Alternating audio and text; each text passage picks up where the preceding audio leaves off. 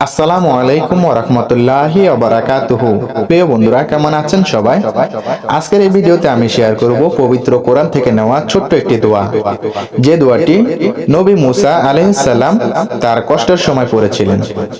ইনশাআল্লাহ আমি আজকের এই ভিডিওতে সেই দোয়াটি আপনাদের মাঝে শেয়ার করব এবং আপনারা সবাই এই দোয়াটি শিখে নেওয়ার চেষ্টা করবেন এবং এই ভিডিওর শেষে আমি আপনাদেরকে দোয়াটির অর্থ বলে দেব। তাই অবশ্যই সবাই মন দিয়ে এই দোয়াটি শিখে নেবেন।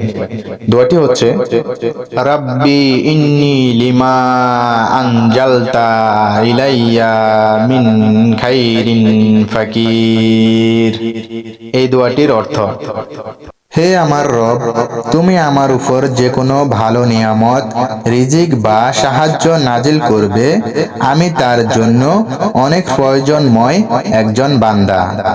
আমি তোমার দয়া ও দানের অপেক্ষায় আছি। সুবহানাল্লাহ।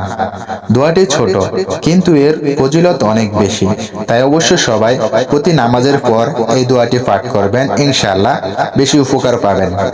ভিডিওটি ভালো লেগে থাকলে অবশ্যই একটি লাইক, আর এমনই নতুন নতুন ভিডিও পাওয়ার জন্য প্লিজ আমার এই চ্যানেলটিকে সাবস্ক্রাইব করে দিবেন। সবাই ভালো থাকবেন, সুস্থ থাকবেন। আল্লাহ হাফেজ।